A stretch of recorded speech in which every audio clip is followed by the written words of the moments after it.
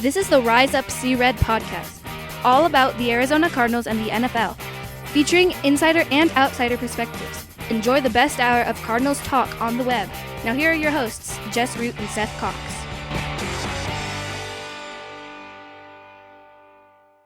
Hello again, Arizona Cardinals fans. This is the Rise Up See Red podcast, episode 225. It is our second dress, actually our third draft preview show as we're talking defense in this edition. This is your host, Jess Root from CardsWire.com, the NFL Wire site for the USA Today family of sites.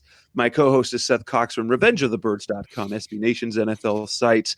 And the news is all about Kyler Murray. But we can't really spend another show talking about him, can we? We're going to talk a little bit about him, but we want to preview the draft because we've got basically one more show. So this is what we do in this show. We talk defense, and then we're gonna wait and then do our mock draft. There could be some news coming across in the next few days, as on Tuesday night we're recording this show. On Tuesday, the Cardinals hosted Kyler Murray for his official visit. And there was talk of his agent being there, whether he was part of the visit. Some said he was there. Some say he wasn't. He was in town. And so people are reading a lot into this. Josh Rosen was not made available for media access when reporters had their 45, had a little bit of time to talk to players after the opening of the offseason workout program. Rosen was notably absent from the media part of it, and understandably so, but it just continues to feed the flame of Kyler Murray is going to be the pick and Josh Rosen is out of here. Or based on what the Cardinals players were saying is, hey, they want Josh and they like Josh and Josh is still their guy and they don't care about Kyler. It's a mess. Yeah, and it's just, I think what a lot of it is that it's this idea of another rookie quarterback signals another kind of rebuild. But I think what you look at from the Cardinals' perspective is that it seems like they genuinely have interest in three guys, and then from there they're trying to decipher how best to attack this. I mean, something you and I talked about on Twitter with other people today is, they're not actively shopping Josh Rosen. At least that's what all the reports are saying, but they're not listening to offers for Josh Rosen. So they're going to do their due diligence, because if their board is set, and we say their board consists of, three guys that they've kind of really narrowed in on the first overall pick, Nick Bosa, Quinnen Williams, and Murray, well, then they have to do the same due diligence with Murray as they do with Nick Bosa and Quinnen Williams. And what that part of that is, they had both of those guys in for in-person visits, workouts. Ironically, and I'm sure we'll discuss this, they had Bosa and Williams in on like the same day, right? So again, kind of what I tweeted out earlier, there's literally nothing normal about what's going on with the Arizona Cardinals, including bringing in the other two guys that you are considering for the first overall pick. I don't know. Yeah. And I don't know how or why they're going about it the way they do it, but it seems to me, and then we're not going to really spend any more time on this, but just right now, what it feels like is that the Cardinals are content with three scenarios. They like Josh Rosen and they like Kyler Murray, and probably is the case that they like Murray a little more, but they won't give up on Josh unless they get enough value to trade him off. And so if they don't get that, and they're not shopping him, so they're just waiting for a team to swoop in and say, hey, we'll give you this, and they're like, okay, we'll do it. If they get enough for Rosen, then they pick Kyler. It's easy. If they don't, they'll take Bosa, unless the Raiders swoop in and offer them everything for the first pick, in which they'll go down to 4 and hope and pray Quinnen Williams is still there. Because if they don't get Quinnen Williams, then, like I tweeted this, they failed the draft because they missed on their top guys, and then you're just, is a consolation Ed Oliver? Is a consolation Devin White with 2 other firsts? I don't think so. I mean, Devin White could be great, but it would be another off-the-ball linebacker. But basically, when you've got can't-miss guys at the top that you really believe in and you think are the best in the draft, and you have the position to draft any one of those three, you can't not draft any of those three. Yeah, and that's kind of been our statement from the beginning. Whether or not we agree with the grades of players is not important. I mean, Jess and I watch a lot of football. We have our own opinions and preferences. I've said all along, I want the Cardinals to draft Nick Bosa. I stay at one, take Nick Bosa. I think he's the best player in the draft. That means I'd prefer that they keep Josh Rosen.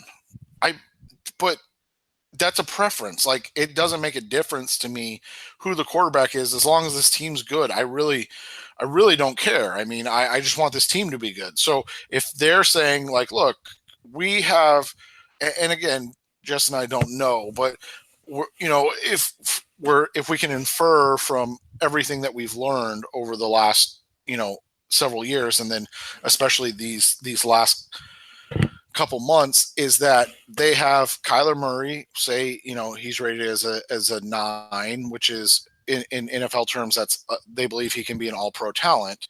So if they have him rated as a 9, and then they have a guy like Quentin Williams rated as a 8.2, which is, a Pro Bowl level guy, and then they have a guy like Nick Bosa as a 8.1 or 8.0, and that's again a Pro Bowl level guy, then you just, and then the next guy's not, until like 7.5, which is above average starter to Pro Bowl level starter. I mean, you take a guy that you're grading out as a Pro Bowl player. You don't try to get cute and see how many guys you can get. It's the old, I don't know how many people that listen to this podcast follow the NBA or Bill Simmons in himself, but Bill Simmons' Book of Basketball has the dollar bill theory. And basically what it is like, if you're the team that's trading away the whole dollar and you're getting back $1.25, but it's in 5 different players, you didn't win the trade. like dollar bills are better than a bunch of loose change. And so that's kind of the theory here. Like, if the Cardinals are saying, look, we have 3 guys that we look at as $1 bill players, and then we have a bunch of guys that are, 90 cents, 85 cents, 80 cents, 75 cents, and you trade and you end up with, you don't get $1, but you end up getting $1.25 out of those 2 first-round picks, you better really hope that dollar bill is not a dollar bill, because at that point you're passing on an all-pro for 2 starters, and you're setting yourself up to be not only second guessed but questioned again and again. Like, why are we continuing to take multiple players to fill roles instead of just stacking elite talent as much as we can? And especially when you have the first pick. I mean, the Cardinals have never had the first pick, and so now all of a sudden they're getting away from that. It just seems like a bad way to do things. Well, that's enough talk about Kyler Murray in the top pick. We will have all sorts of time to debate that once the draft happens, or even next week when we do our mock draft. Hopefully get some clarity as to if Rosen is dealt. We know if he's dealt, what pick we get, so we can talk about how that impacts their draft. But in this edition, we're going to talk defense. The Cardinals made a couple of important moves. One, most notably, they added Rodney Gunter. They re-signed him to a 1-year deal, filling that starting lineup on the defensive line. We're going to talk briefly about that, and then go into the different positional groups in the draft on the defensive side of the ball: defensive interior, the edge, the linebackers, cornerbacks, and safeties. And then we'll do like we did in our last show, where we talk about kind of day 1, day 2, day 3. Who could they get at the top of the draft if they happen to pick up if they trade back or pick up extra picks in the first round and the second round? Who are guys that could be in play, names to know, and things like that? So that's what we're going to start with. Let's start with Rodney Gunter. How important was it for the Cardinals to re-sign Gunter? Because to me, it was sort of critical at this point, because they only had And Robert Nkemdiche, because he's not, I basically put him on the shelf right now because he's not going to be ready till probably at least midseason because of his ACL. So they didn't have a starting defensive line. They had Peters, they had Fallon. Now, at least with Gunter, you have three guys you can feel comfortable with throwing out there as starters. Yeah, and you have three guys that are all competent and talented NFL players. I mean, one thing that we know from these three, they can all three stop the run, right? Like that is now the problem last year was the linebackers, and you're hoping Jordan Hicks will fix that. But that interior is not going to get bullied. That's three. I mean, they list Gunter at 305, but I mean, he's probably closer to 320. He could be anywhere in that range. I know he's been anywhere between 295 and 320. And I think his biggest was his rookie year when he was playing that nose tackle position.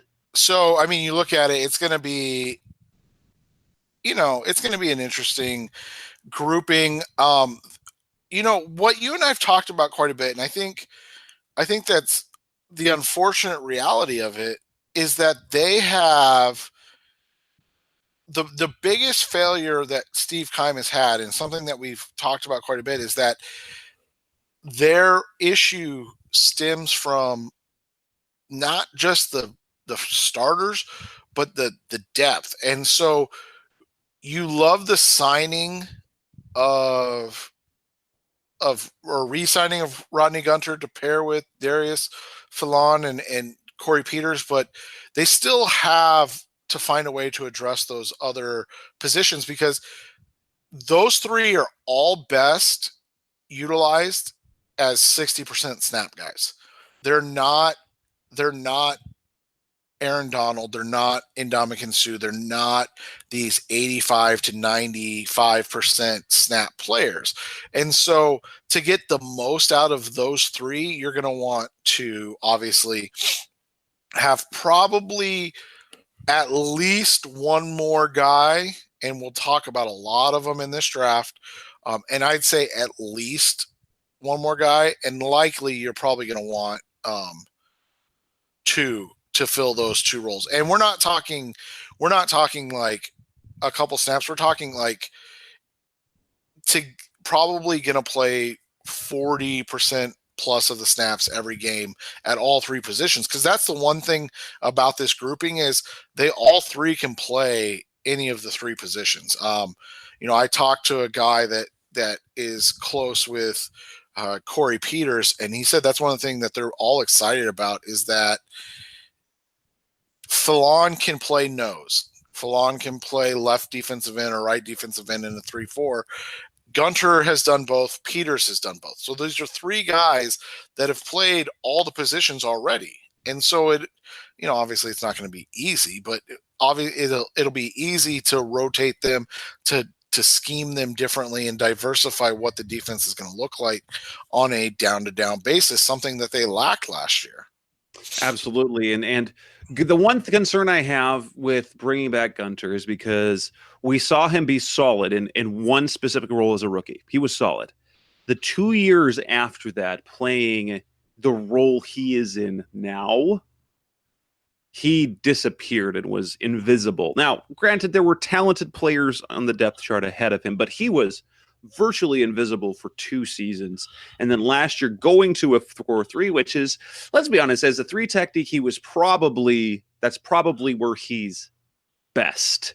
Probably his best there. He's very capable of playing these other techniques, but the one thing that I have a little concern with is that we've never seen consistent production from this particular position from Gunter. Right. Well, and here between us, let's not tell anybody else, but between you and I was told that one of the biggest problems or reasons that the Cardinals had not re-signed him initially was because of his asking price. Allegedly, he was thinking he was going to get in the in the $6 to $7 million range. I don't know if that's over multiple years. I don't know if that's in 1 year. I don't know. I didn't really ask. That's what they had said he was hoping to get.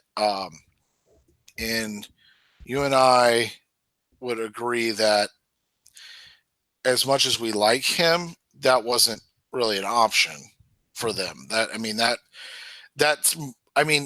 I think he was expecting to get more than Fallon got. And I don't know. I mean, Fallon has 3 years of what Rodney did last year. I mean, that's Corey Peters type money, and Corey's been doing it for a long time. So it's just, I don't think his expectations were realistic going out of there. But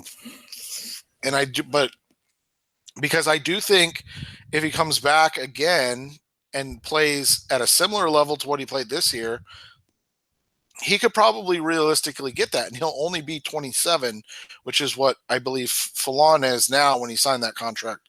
So, I mean, you could get a 2-3 year, $12, $15 million deal after this year, and it would be, it would be a strong deal, I think, for everybody involved. It's a sad thing in terms of, because I am, and as you know, and if you listeners, I'm pro players getting paid. This is their livelihood, and if the money is there, whether or not football players are worth what they get paid is one thing, but the fact that I want Gunter to go out and make a lot of money in his career, but I think the stink of the Cardinals season really kind of languished on him. Well, not just him, but look, Olsen Pierre, we expected to get more. He got a 1 year, $2.5 million deal. And it's because he had 1 year. Well, he didn't produce in 2018, and Gunter's really only his production was 1 year on a terrible defensive team. And right. So, because Green Bay has visited Green Bay, Mike Jurecki was saying on the Cardinals Cover 2 podcast that they wanted him as a backup. And so the Cardinals at least wanted him to start. They intend, as of right now, he's a starter and will be a key rotational player. So he's going to get, it's probably a couple $1 million, but it's good to have him back. He can cash in a year, or the Cardinals can cash him in if he's big again, because he was in that 2015 draft. He was the player that Keim and Arians were sort of most excited about. They were excited about David Johnson. They were excited about DJ Humphries and Marcus Golden. Yeah. But it was Gunter that they were like, we found something. We found something out on the dirt roads. We had to find this guy out of Delaware State. Nobody's ever heard of him. And I remember when they made the pick, neither one of us had even heard of him and had to reach out to Emory Hunt, who knows all the small school guys.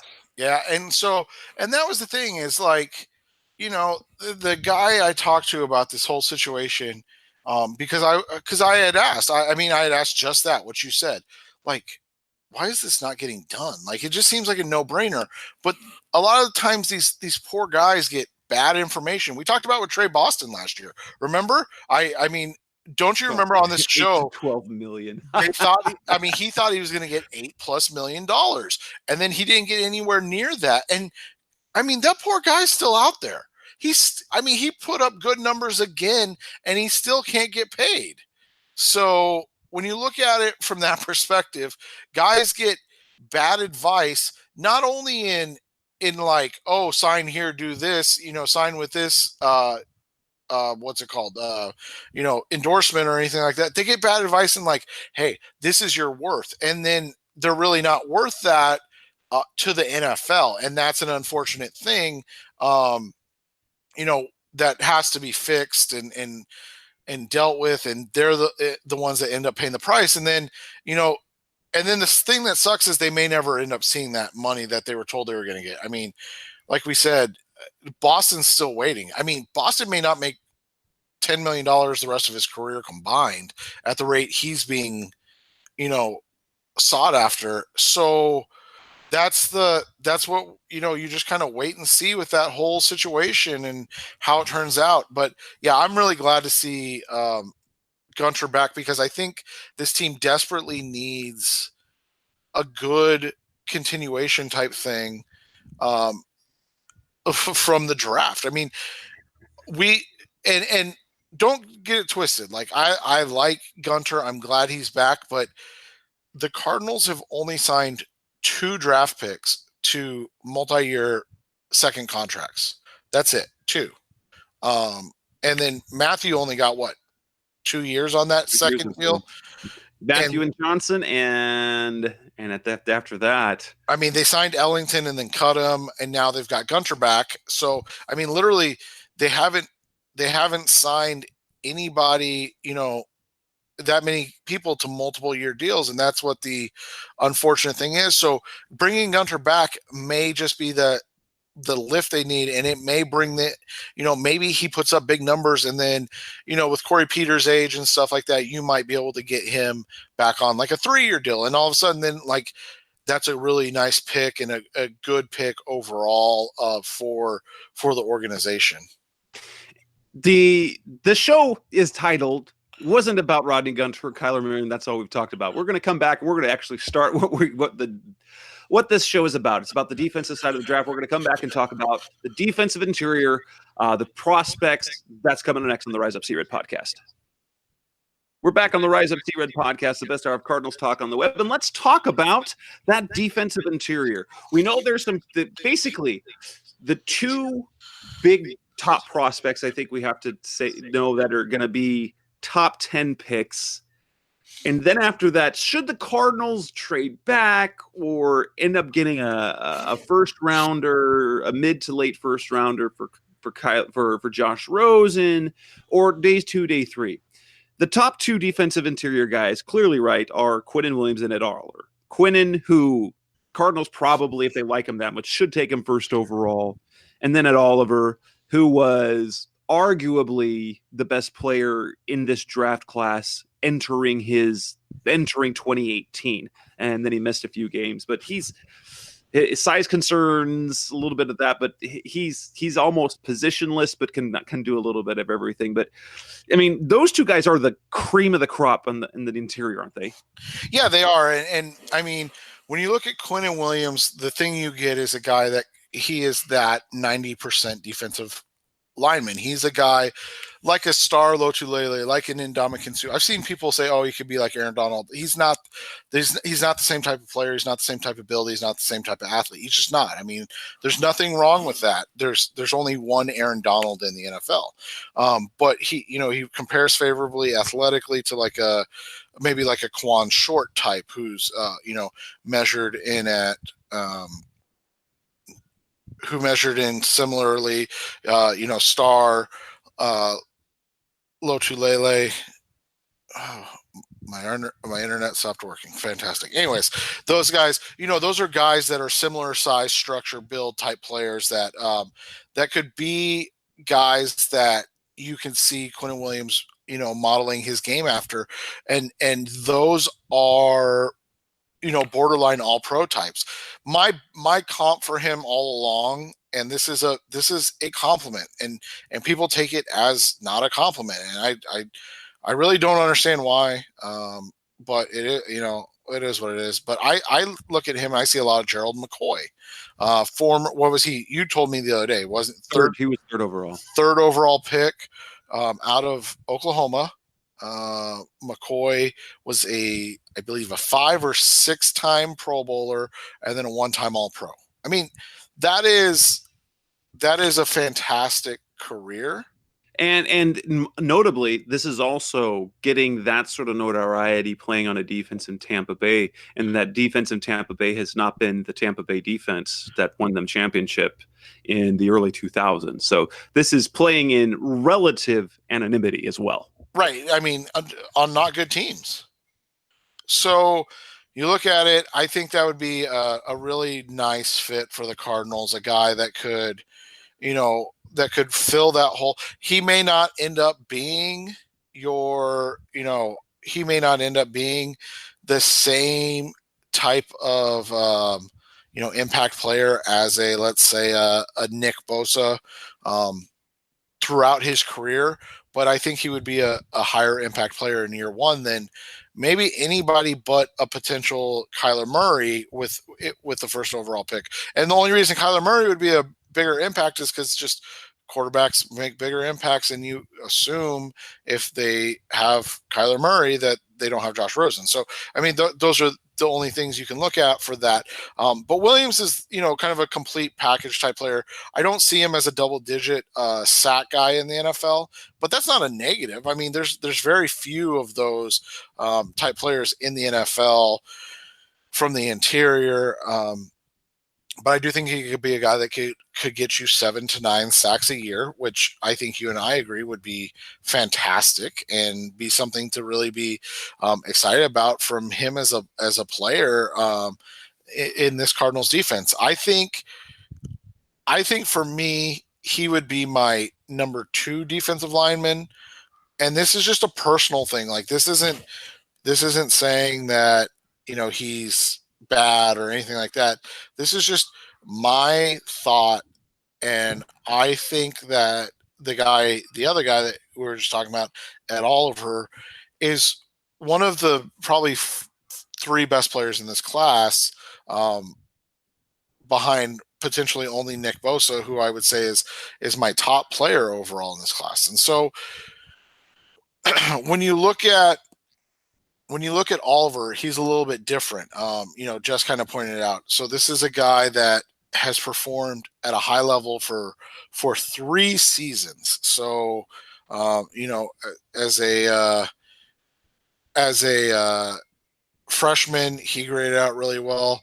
And then the last 2 years, he's improved. The thing that people miss on Oliver is they think that he's kind of an upfield pass rusher. But the biggest leap that Ed Oliver took this year as a player was his production against the run. He became a very productive run stop player in 2018. He only put up 3 sacks this year, which people are like, oh, that's not very many. But of his 30 solo tackle, 27 of them, according to Pro Football Focus, were defensive run stops. So he gets defensive stops at a very high level. He's a guy that can he had 14 and a half tackles for loss in 8 games, when the previous 2 he had 22 as a freshman in 12 and 16 and a half the next year. That's disruption at the line of scrimmage. Right, and that's what he does. That's his best trait. He's a disruptive force. And so this has been my whole thing with Oliver, Williams, whatever. I prefer Ed Oliver. That's just my preference. But I see why the NFL and most likely the Cardinals would prefer Quinnen Williams. One thing about Quinnen is he is a size freak. I mean, he's 6'3", 303. I mean, that's really hard to beat from that perspective.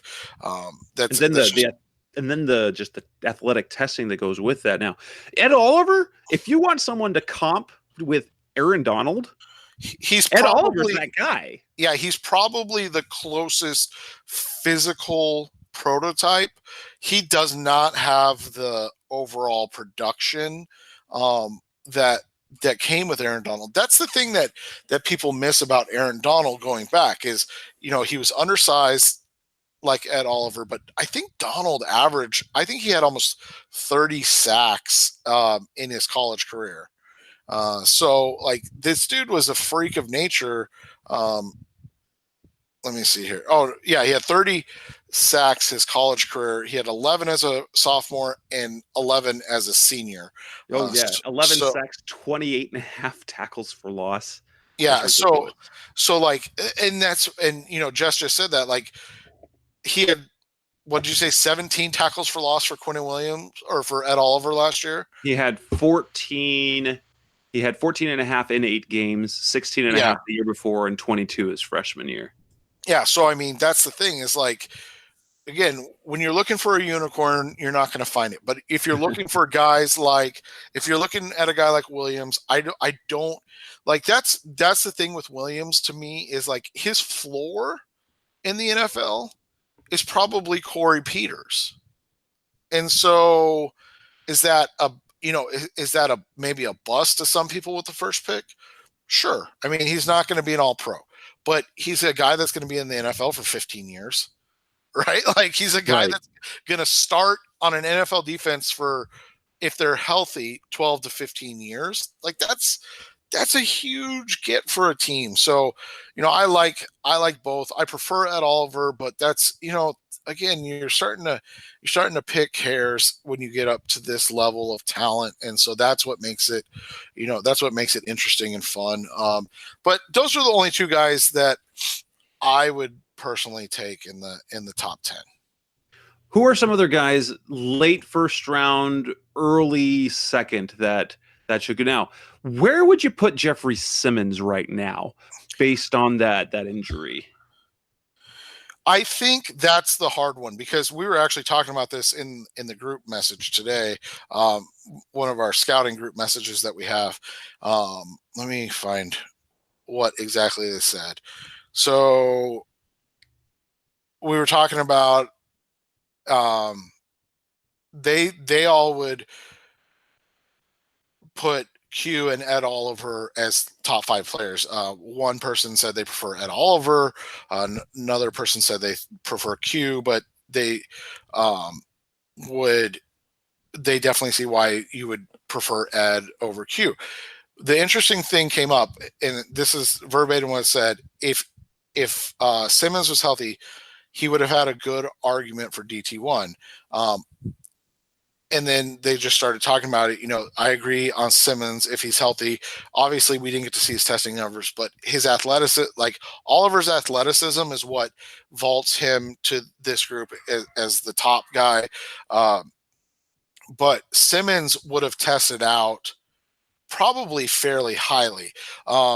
His comp, when you look at him from a productivity standpoint, is kind of hard to find, because again, he's a guy that he's more of a interior pressure guy, but not an interior sack guy. And again, that's what kind of takes Aaron Donald and then, like, let's say a JJ Watt. That's what separates them from everybody else, is like, you look at a guy like Jeffrey Simmons, he puts up huge pass rush pressure numbers. I mean, just massive pressure, QB hurries, QB hit numbers. But his sack numbers are always like, so he had 4 this season. It's not great. But again, we're talking about an interior pass rush guy. He had 8 as a sophomore. He's a guy that understands how to win from inside. And so, that's the hard part that's going to be for him, because he was probably a top 15 guy. And so now the question becomes, how far does he fall? Dominique Easley was taken in the first round by the New England Patriots. I can't remember if it was the 32nd pick or not, but it's the Patriots. So there's a good guess it was the 32nd pick. And so could the Patriots, who are always kind of able to stash guys a year out, take a Jeff Simmons at 32? Yeah. I go back and forth. This sounds crazy, so just follow along for a second. If the Cardinals were to take Quinnen Williams at 1, I 100% would be okay with taking Jeffrey Simmons at 33. And the reason for that is you have Rodney Gunter on a 1-year deal. Corey Peters is 33 with 2 bad Achilles. He's had 3 Achilles tears, 1 on each, and then 1 additional one, I believe. And so he's 33 with 3 Achilles tears under his belt already. You could theoretically, obviously redshirt Simmons this year, and then come back and have Quinnen Williams, Darius Fallone, and Jeffrey Simmons, or even have Corey Peters still, and then Simmons being your top rotational guy a year out. I would be okay with that. I know it would be a hard pill for a lot of people to swallow, but I think if you get a guy like Williams, following it up with a guy like Simmons makes more sense than the opposite, which is I think if Simmons is your top guy picked in terms of interior defensive lineman, I would not do that. That's just me, but I would not do that because he's unlikely to play this year. Maybe he gets in like the back half of the season, but if the Cardinals are 1-7, do you really want to bring him back? Like, is there a reason to? So I would think if you're going to address the defensive line, you're going to want at least one guy that's going to play, right? Right. Now, any other guys worth the first round if there's anything in the middle? Yeah, I think there's a couple guys. Jerry Tillery out of Notre Dame. I don't know if there are too many realities to the questions about him as off the field. I've heard some rumors. I haven't been able to find anything, so I like him out of Notre Dame. Kind of another guy like an Ed Oliver, kind of a penetrating guy. Ultra productive out of Notre Dame. So unfortunately, I've watched a ton of him. Over the course of his career, I think he's a guy that could be in play at 33 if they don't take a Quinn Williams up top. The biggest thing with Tillery is he's a 4-year guy. He's 6'6". Is he 6'6"? Yeah, 6'6", 295. So he's a longer, rangier type than we're talking about with even like Jeffrey Simmons, who's 6'4". So he's from a physical stature standpoint, more of like a DeForest Buckner or Calais Campbell type. He's not that type of player production wise, but the biggest thing with him is he increased his production every year. So he had 3 sacks as a junior, 8 sacks as a senior. He ended up having less tackles overall, but he was a guy that was playing more and more and getting better each and every year. And that's something you want to see. The last guy that I would like absolutely take in the first round, and there's other guys. I mean, I don't want people to think that there's not, but there's other guys. But a guy that's been a 4-year productive player, and that's Christian Wilkins out of Clemson. And Wilkins is a guy I can't figure out his like what people actually think of him, because he's 6'3", 315, so he's a big dude. But again, he's a 4-year guy. He's improved every single season. People were shocked when he came back, right? He and Cleveland Farrell, I don't remember how to pronounce his last name. Farrell out of Clemson. Everybody was shocked when they came back to Clemson for their senior seasons, but he's a guy that improved everything he did his senior year. He became a more complete player. He's a guy that finished with 8 sacks, on the season. He's a guy that does a really nice job against the run in the middle of a defense and can kind of play, despite being kind of big and squatty like you would expect for a 315-pound 6'3" player.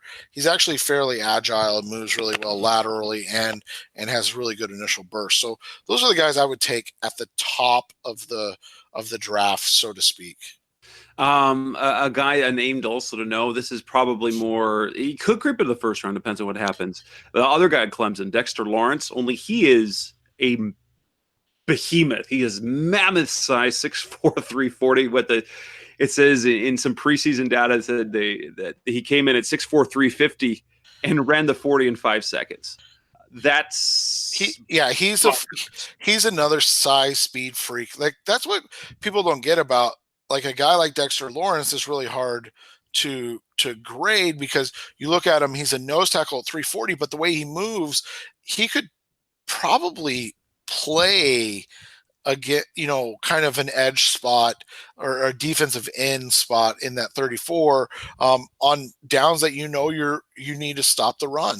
I don't know how many people followed the Todd McShay, but he did his grade A mock draft today, which is what he says every team needs to do to get a from him as a draft analyst, and it has the Cardinals taking Murray at 1 and Dexter Lawrence at 33, and I'm quite honestly I'd be super excited about that. That would be a guy in Lawrence who, again, he is the perfect kind of rotational guy.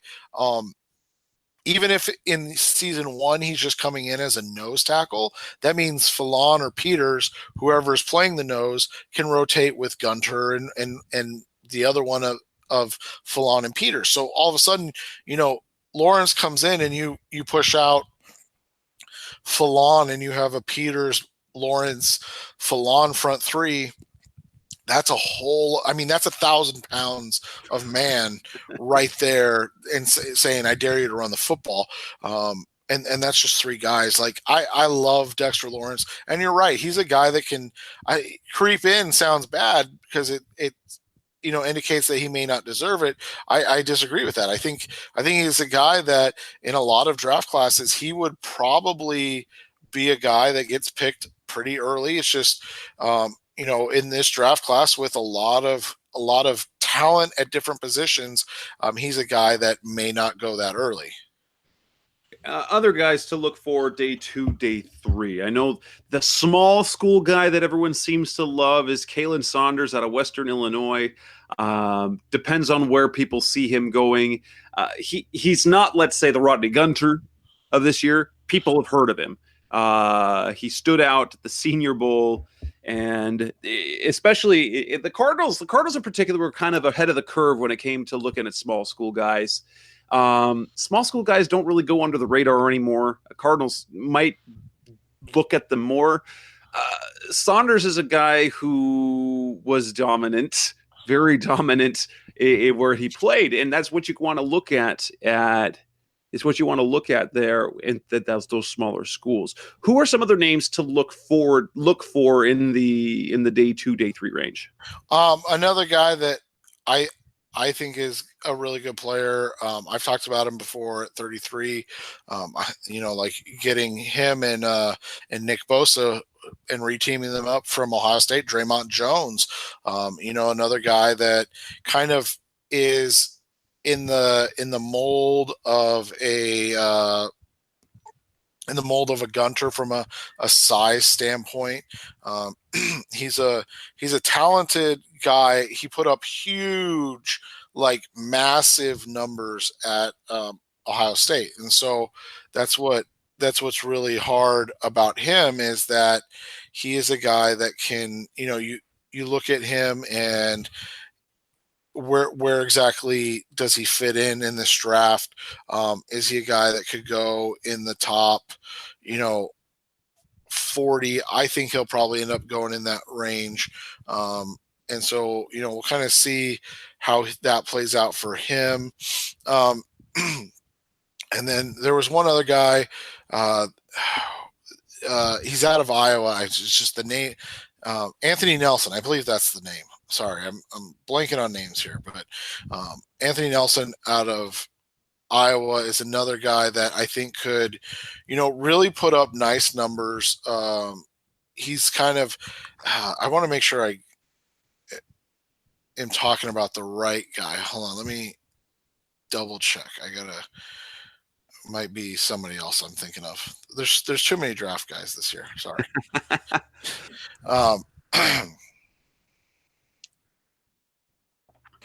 Maybe it's Matt Nelson out of Iowa. I can't remember, but there are guys that this is something I talked about a little bit last week with wide receivers. It's kind of like the wide receiver class. Like, there are blue chip guys in like Williams and Oliver, for me, and then there's Simmons, and then you got more interior based guys that are going to be, mammoth kind of space eaters in Wilkins and Lawrence. But then you have these guys on day 2 that you're like, Draymond Jones was a star at Ohio State, and he's going to be available on day 2. So this class is one of the stronger ones when it comes. Yeah, Anthony Nelson was the guy I was thinking of. He's built differently. But so like he's kind of been an edge guy, but I think he's going to have to kick inside and be kind of like a pure 34 end. And if that was the case, he'd be more of a pure 34 end than a lot of these guys that we're talking about would be. So and that's a guy I think you can find on, it picks 60, what is it, 4 that they have. So that's another guy to kind of know and remember in case. Oh, and one more on day 2, Zach Allen out of Boston College. I know that they've worked him out. When they went up to Boston College, they really liked him and what he brings from, again, guy that was a defensive end in college. He'll be a defensive end, but he's going to be kind of a 34 defensive end. So more of like a 5 technique, which means he's usually lined up on the tackle or maybe on the outside, on the tight end, depending on the strength of the formation and everything. Those are 2 guys that are going to have to put on some weight. Anthony Nelson's only 271 right now, but he's 6'7". So he's got obviously plenty of room to grow. And then Zach Allen, I think, is built similarly. I think he's a little bit shorter, if I remember right, than Nelson. So, it's just, again, it's your flavor. Like, what's your flavor? What are you looking for? What are you hoping the Cards can kind of identify in this draft? Because there's going to be a lot of choices. Some names that I run across in some mock drafts and some simulations, whether it be now, there's going to be more, maybe, probably not top of the 3rd, but 4th and on. So day 3 guys. Arizona State's Rennell Wren. He's a physical freak. He's a guy who could come into play that some guys would like. Daniel Wise, he's a late day 3 guy that I've seen. He actually was in the building. He wasn't in the building today. He had a private workout with the Cardinals recently out of Kansas. Terry Beckner Jr. out of Missouri is a guy. And what is it? I ran across there's this Alabama guy. I didn't see him. I saw him in some preseason rankings. Was it Isaiah Buggs? Yeah. I mean, if you're looking for an Ed Stinson type performer, which is in day 3, you want a rotational guy you can plug and play. It's hard to go wrong with those SEC defensive linemen. Right, and he's another guy. Like, this is what I'm talking about with flavors. Like, that's the hard thing. We don't know what Vance Joseph is going to want for his players. And so you look at Isaiah Buggs, he's 6'2", but he's 295. So, like, he's a massive dude. He's not really a pass rusher, even though he had a ton of sacks this year playing on that Alabama defense. But his run defense is just, like, rock solid. So like Jess said, he's a guy that you plug in, you get round 4, round 5, and man, that's a nice rotational guy that he can play, 15 to 18% of the snaps, a la who's the big guy they just got rid of that followed Betcher, big white guy, I can't remember his name now, that everybody loved, but Josh Morrow. Yeah, Josh. Josh Morrow, kind of like Morrow, right? Like a guy that fans are always like, why doesn't he play more? Why doesn't he play more? And you're like, because he's perfect. Like he's maxed out. That's as much. He gives you as much production in 30 sacks that he would in 30 snaps, 25, 30 snaps that he would get 50, 60. Right, exactly, and that defines what Buggs, I believe, will be at the next level, and that's not a bad thing. All right, we'll wrap this part up. We're coming back in the Rise Up C Red podcast, best hour of Cardinals talking. Let's talk edge guys, Nick Bosa, and more. That's coming up next on Rise Up C Red. We're back on the Rise Up C Red podcast, best hour of Cardinals talk on the web. There is a really good edge draft class this year, really good. So lots of guys worth the first round now. Probably we don't necessarily need to go much deeper than that because let's be honest. After about the top of round 2, and really, historically, is this not correct? I think you wrote something about this a few years ago. Historically, after the top 15, your edge guys are really replaceable, right? Right, and so, like, again, this comes down to what you're looking for if you have time to develop those guys, and we found out, I mean, even if you don't, it doesn't matter because a Kareem Martin can get 21 million from somebody. So Gosh. so you look at that. Obviously, Bosa, I believe, is the class. I see a Terrell Suggs like player from that. I think that's who Bosa is going to be. I know he didn't have near that production while he was at Ohio State. And so that makes a lot of people struggle to see that. But I think he can have that type of career. He can be a guy that's, a 12, 15-year guy that's averaging 10 to 12 sacks a year. That's why I think he's the best player in this class. That's why I would take him number one and wouldn't lose any sleep over it. That's who I think he is and who he can be. The other guys, there's some other names at the top. Josh Allen's one we talked about as a potential top of the draft guy. Some people really like him. According to reports here locally, the Cardinals don't really have any interest in. But there are some really intriguing other edge guys at in the first round that you could go with. You've got Brian Burns. You've got a little bit out of body type doesn't necessarily have Rashawn Gary out of Michigan, who didn't really produce a lot. Montez Sweat, Cleveland Farrell, and there's a whole bunch of guys in this draft who it's one of the better draft classes that we've had at the edge in terms of pass rushing production. You probably can find someone there. Would you say we're probably going to see 6 edge guys in the first round? Yeah, because you mentioned a bunch of them: Montez Sweat, Rashawn Gary, Cleveland Farrell, Chase Winovich is a guy that could be a productive. I think he plays a lot like Marcus Golden, and a lot of people really like Marcus Golden, so he's a guy that could fit. It's a class with lots of differing types of players, and B, lots of production, and that always interests a lot of people.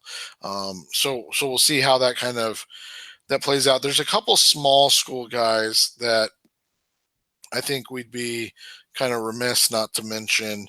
I got to remember their names though, so that's the key, because the one's name I can't pronounce even if I'm looking at it, so it doesn't really matter. Out of Old Dominion, he's a pass rusher. I bet it's O'Shane Jimenez. Yeah, whatever you want to call it. So, but he's a guy that I think you could. That's not how you pronounce that, Jess. O'Shani or no, I know you're right. I just like to give you a hard time because I'd have no idea. So he's a FBS guy. It's but he's been massively productive. And then I know Jalen Ferguson isn't a FBS guy, but he's from Louisiana Tech. And so that's going to be, a guy that is usually overlooked. Ferguson broke Suggs' all-time sack record, and then he tested like a offensive, like a right tackle. So that'll be what's interesting with Ferguson is where he ends up.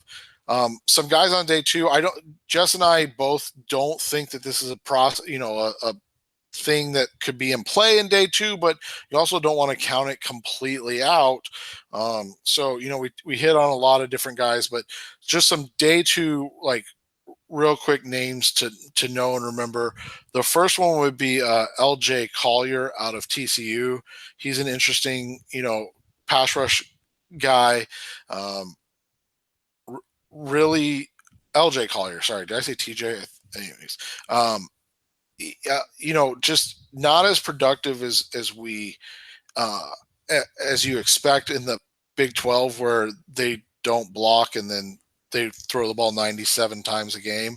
But a guy that I think can be a really a really good pass rusher in the NFL. A guy that is completely I don't remember a guy that's had a worse process throughout in the NFL draft since what that poor guy that didn't even get accused, but ended up involved in the shooting and then didn't get drafted at all. Plays for the Cowboys now from a couple years ago, but like this guy, and again, names are not my strong suit, but Polite out of Florida. They're talking about him on day 3 now. Like this was a guy. This was a guy that Polite, like if you go back to January when he declared, there were people predicting him in the top 10. And so now we're talking about, maybe in that, in that range where the Cardinals start having a bunch of picks and you trade up and get a Polite that may or may not have had a medical issue and tested through it throughout the process. Like that's a guy that could be really interesting as well. So there's a lot of edge players in this draft. If the Cardinals don't take one at 1 or 4, let's say they move down to 4 and their big 3 of Murray, Bosa, and Quinnen Williams are gone. Brian Burns may make sense, that type of guy. I don't see them taking one until day 3. What do you think?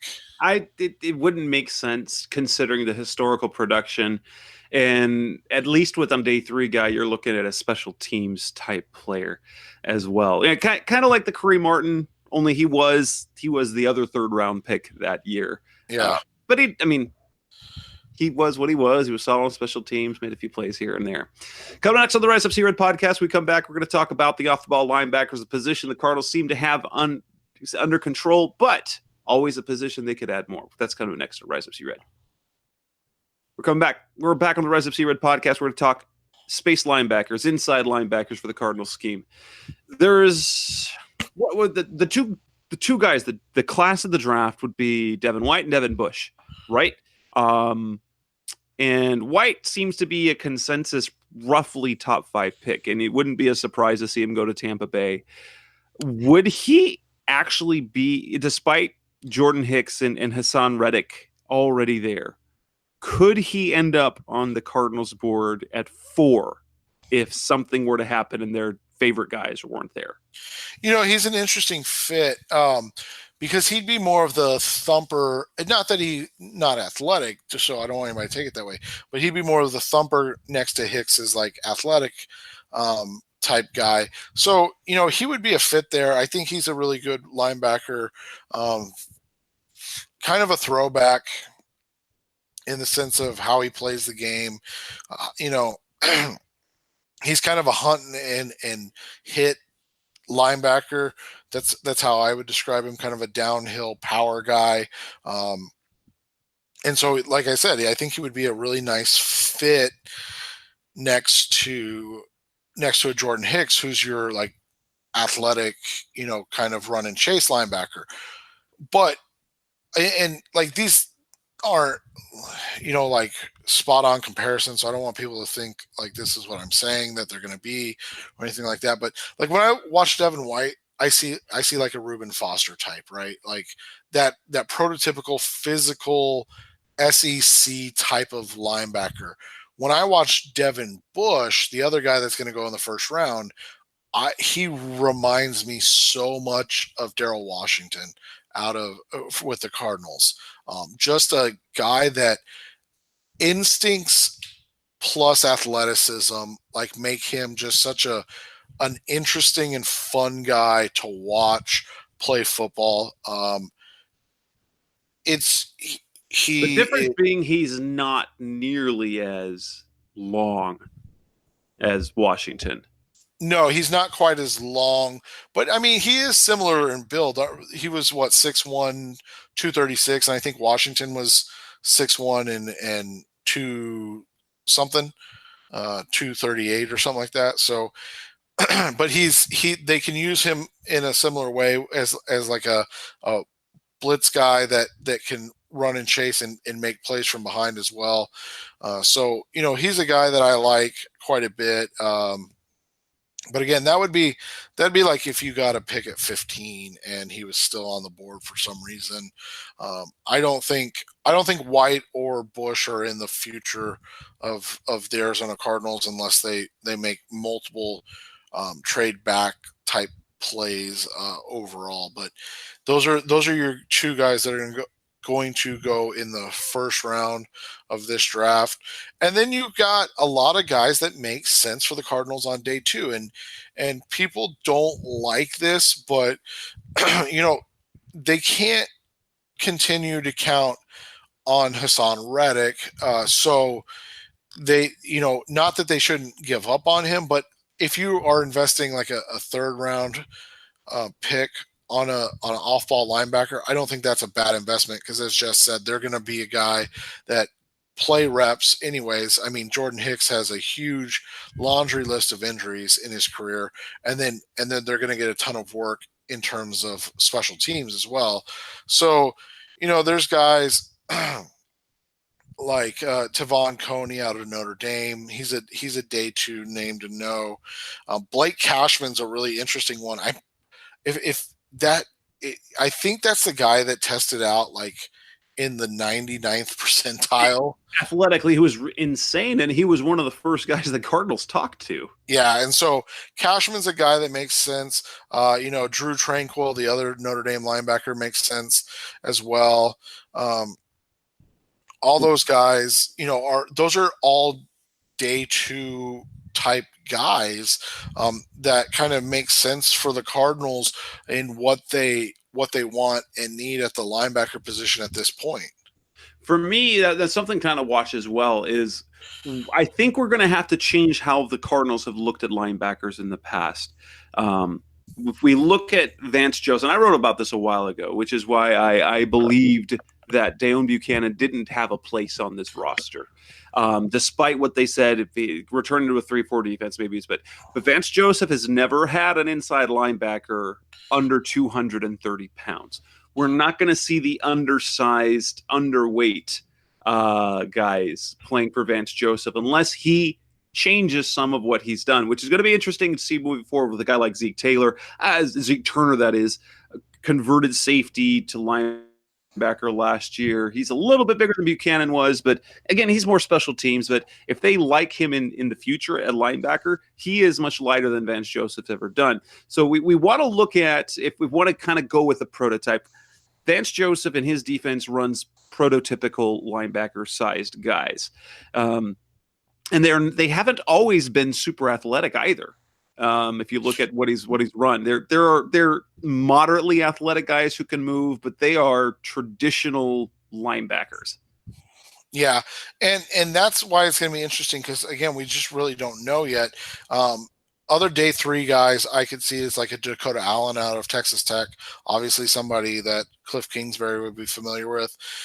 Ben Burr, Kirvin, I don't know. Out of Washington is a guy I love, love. But again, just kind of pointing out, like, these guys are more of your like run and chase linebackers, and they're not your bigger guys.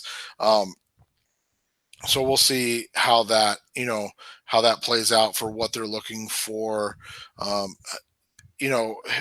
TJ Edwards out of Wisconsin tested awful athletically. So, people liked him early in the process and now don't like him. So those are all kind of like guys to know. The problem is there's Stanford's Bobby Okereke, or however you say his last name, could I think in terms of build and testing and production and the Stanford whole idea, it probably is a fit in there. Yeah, and then the other guy that kind of fits is Terrell Hanks, who had a nice Senior Bowl, and then you want to talk about testing poorly, man. He was really bad at the combine, but 6'2", 242, kind of that prototypical size. Played really well as a junior, and then kind of took a step back as a senior. So he's a guy that could make sense as well. But again, the linebacker's an interesting one because they've been chasing the position for 6 seasons now. I mean, you talk about Kevin Minter in draft 1, Deone Bucannon in draft 2, and then draft 4 was Hassan Reddick, or draft 5, Hassan Reddick. And they spent money on Darrell Washington and on Carlos Dansby, now Jordan Hicks. So, I mean, it's just been a revolving door at a position they've thrown a ton of money at. And you kind of brought it up, so let's just dive into it real quick. it's one of the reasons that I've struggled with how Steve Keim builds his rosters, because you kind of hit on it. Vance Joseph, the guys that he's gotten work out of, that he's gotten production out of, they're like 4th and 5th round picks. Like they're not guys that are drafted highly. They're guys that are prototypical linebackers that he schemes into being successful. And so the Cardinals now have a top 15 pick, and then one of the highest paid off-ball linebackers in the NFL, manning their linebacking court. They've thrown a ton of assets into the position. Let's see if they can get production now. Next on the Rise Up See Red podcast, we're going to go to one of the premium positions. That's at cornerback. We'll talk about those guys coming up next on Rise Up See Red. We're back on the Rise Up See Red podcast. We're going to talk cornerbacks. It doesn't appear the talk of cornerback has quieted. It's probably a position that they need to address. They don't necessarily now need to address it early. They can if they get the right guy. But with Patrick Peterson in place, Robert Alford on a 3-year deal, the addition of Tremaine Brock doesn't really move the meter for me much at all. But, I mean, they've got David Amerson. They've still got Brandon Williams. Not that we should ever count on Brandon Williams to play cornerback. But, obviously, should something happen in the middle of the first round, basically there's a couple of names that are really intriguing. One be Byron Murphy out of Washington. The Cardinals apparently love defensive backs out of Washington. And then LSU's Greedy Williams. Isn't Williams a bit of a wild card where he's going to get drafted? I've seen him top 10 and I've seen him top of the second.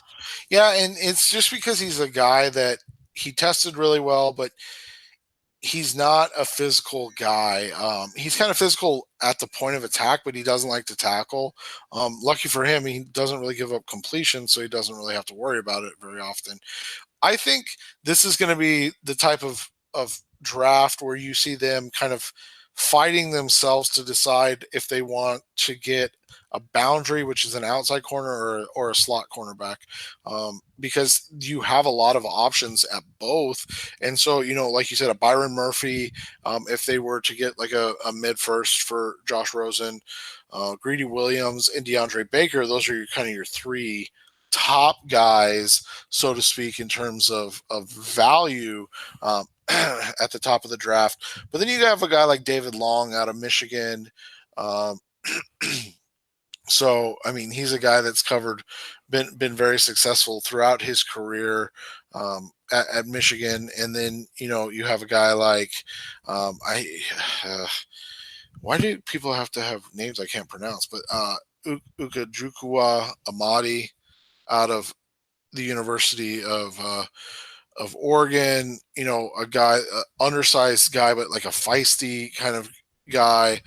Then you have out of Penn State, the other name I was trying not to have to pronounce, Amani Oriuware, probably the best player at the Senior Bowl, a guy that a lot of people like. I'm not super high on, but Justin Lane out of Michigan State. These are all day 2 guys, and so like at 33, you kind of hit on it. Like, this is not a position they've ever really invested in, but you've got talent that it's going to be on the board for them in different players. Julian Love out of Notre Dame. I have really been focusing on slot guys. Like, I know they brought in Josh Shaw. I know they brought in more at safety. At least for now, it looks like they have him working at safety, kind of like Benny Benukuri did in the offseason. Who is the old guy they just brought in? Tremaine Brock. Yeah, Tremaine Brock. He's a slot guy. But there's a guy out of Florida I really like, Chauncey Gardner-Johnson. He's played well. Amani Hooker out of Iowa, and then the aforementioned Amadi out of Oregon are all kind of more pure slot guys that I think that they could get in round 3 or even round 4, but guys that could contribute in year 1 at that position. So that's the conundrum that they come into, is like, okay, do we if the value's there, if a Greedy Williams or a Byron Murphy falls to 33, is the value there, or do you wait until 65 or the start of day 3 to pick up that slot defensive back? Some guys that I've seen. There's a couple of small school guys to look at, but I don't know if they're going to be more than, say, a Justin Bethel type impact player. One, Corey Ballantyne out of Washburn. He has some really good numbers, and I think he blocked like 4 kicks this last year as well. So he really does remind me of Justin Bethel. Only some of the projections they have where he goes I've seen some projections in day 2 when you get a guy like Justin Bethel, Brandon Williams, those type of impact special teams players, you'd prefer them to be round 5 and on, I would guess. I know that there's another small schools, Jimmy Moreland out of James Madison is another guy that people think are kind of sleepers among the small schoolers. But I mean, obviously when you hit probably it's a little bit round 3 and definitely round 4 and beyond, these are all guys that are not premium guys, so there's clearly some issue. So they either are undersized, under speed, or just don't have the experience. And it's kind of interesting was you look at Vance Joseph, he really basically wants 2 great cover guys, 2 great edge guys. And then I don't know, maybe he doesn't, maybe is the slot not as critical for him in his scheme?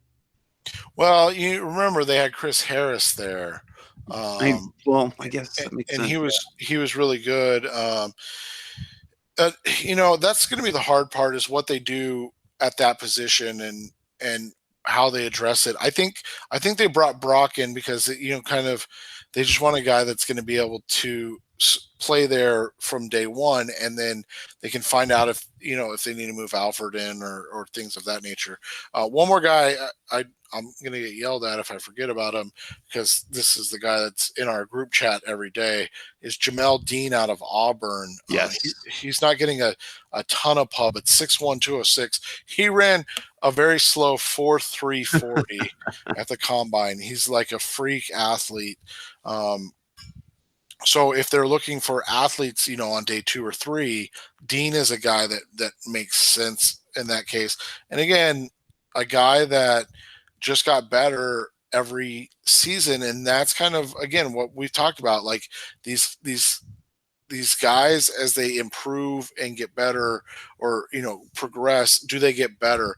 Obviously, like an Ed Oliver, that's a different situation where he's a one-man kind of wrecking crew on maybe a not so talented team. But Dean is a guy at Auburn playing in the SEC, and he got better his 2 years there. I think that's a guy to watch as well. Coming up next on the last segment of the Rise of C-Red podcast, we will look at a position that we probably don't think is much of a priority, but based on pre-draft workouts and talk and visits, Cardinals are paying a lot of attention to it. That's safety. That's coming up next on Rise of C-Red. On the last segment of the Rise Up C-Red podcast tonight, today, whenever you're listening to it, we're talking about the safety position. For some reason, a position that they don't have any real need for, they're paying a lot of attention to some guys that could go early in the draft. The Cardinals have Budda Baker. They have DJ Swearinger now. We do know that DJ Swearinger is a free agent after this season. It looks like the Cardinals are preparing for 2020, as they have looked at a number of very high-quality athletic safeties. Where do you think they're going to make that first safety pick? Well, that's the hard thing. I mean, they've looked at Darnell Savage out of Maryland, who's, he's projected as a top 45 pick. And Nasir Adderley out of Delaware, they spent time with at the Senior Bowl. Taylor Rapp is a guy that they've, been intrigued with, along with Byron Murphy, like you talked about, out of Washington. So these are all guys that are top 45 picks in this draft. I mentioned Chauncey Gardner-Johnson. He's a guy that could play that slot safety hybrid role that we've seen with Tyrann Mathieu and Budda Baker. So like these are guys that are all, like I said, they're top 45 players. They've looked at them quite a bit, right? Like, yeah, so here's the names that I'm kind of just looking on this one ranking site of the top 20. They have paid close attention to the number 1 on this site, Jonathan Abram, Mississippi State, Taylor Rapp, who's number 2, number 4, Darnell Savage, number 5, Nasir Adderley. And so 4 of the top 5. Then you add on there Chauncey Gardner-Johnson, Will Harris. So of the top 10 safeties on this list that I happen to be looking at, they've looked at like 6 or 7 of them. So it's really kind of interesting how they're going about this, is that maybe, depending on the haul assuming they do trade Josh Rosen, whether they get a first or whether they get a mid 2, that might be a position you'll see them hitting right there with, or at the latest that round 3 pick. Yeah, and that's the hard part of this whole thing, is like, where do they fit in? And they just remember when they were set at safety. Remember, the Cardinals did trade up in the second to draft Budda Baker when they didn't have a place for him to play to start that year. Yeah, and again, it goes back to the odd, and I think the world of Tyrann Mathieu and Budda Baker, so I don't want anybody to take this the wrong way, but it goes back to that kind of odd team construction that safety's been a position that they've addressed a ton, and yet they continue to address it, right? Like, so, I mean, they've sent out big paychecks. They've drafted players highly. So we'll see what happens. It's going to be interesting because they are flexible type players. Abram, Adderley, the Savage, these are guys that can play near the line or off the ball and things like that. But outside of Gardner-Johnson, they're not really flexible as slot type players. So they're more pure safeties. And so can you really reconcile taking that at 33? I mean, that's going to be a tough sell, but they're also looking at this as not just 2019, but 2020.